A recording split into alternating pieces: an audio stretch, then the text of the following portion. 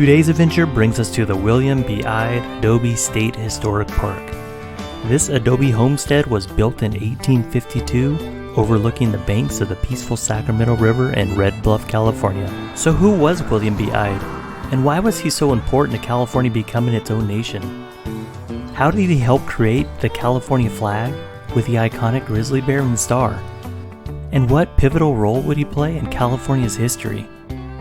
General Ide was an American pioneer that came to California with the wagon train and his family in 1845.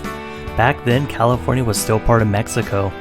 In 1846, William Ide formed and became the leader of the Bear Flag Revolt, a group of about 30 gunslinging Americans that rebelled against the Mexican government. The political situation in the area was tense in 1846.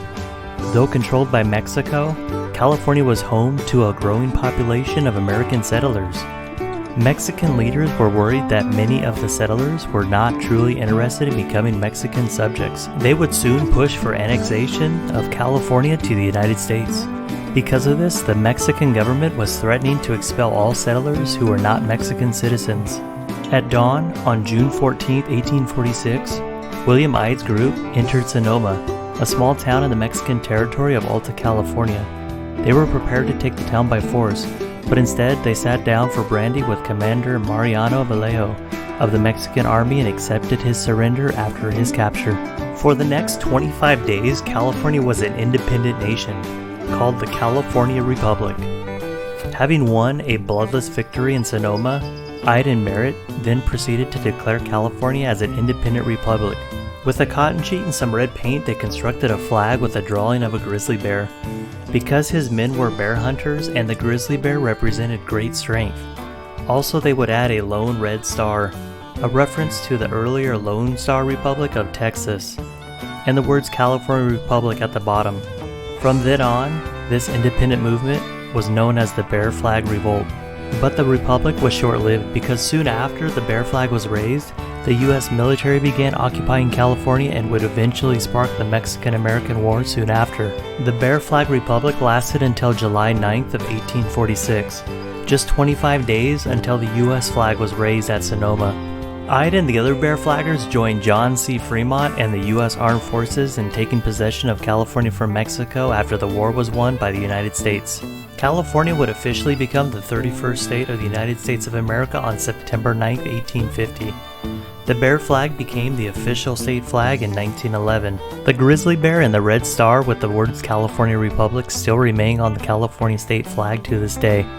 In the end, the bear flag itself proved far more enduring than the republic it represented, but without the Bear Flag Revolt, things could have turned out much different. Like William B. Ide, settlers at Adobe Ranch arrived in California envisioning opportunities. Facing hardships and challenges at first, they looked to take advantage of the ranch's location on the river to transform the site. Contrary to the quiet rural impression that the park leaves today, the ranch's location was near the California-Oregon Road and adjacent to the Sacramento River. This was an important communication and transportation hub that kept its residents well connected. A succession of pack mule trains, travelers, herds of cattle and sheep, freight wagons, stagecoaches, and river boats moved up and down the valley and along the river. Depending upon the water's depth, even steamboats would transport goods and passengers to the ranch. The property owners also made the most of this location in the 1860s. They would establish a ferry crossing of the Sacramento River. Before bridges were built, the cross-country travelers depended upon these ferries to make their river crossing safe and easy. The park today reflects the hard work it took to maintain life away from the California urban centers in the mid-18th century. In the 1940s, it was decided to make this Adobe site into a state park. The state of California acquired the land in the 1950s, and the park was dedicated in 1960. The park was named after William B. Ide to honor his contribution to California's history.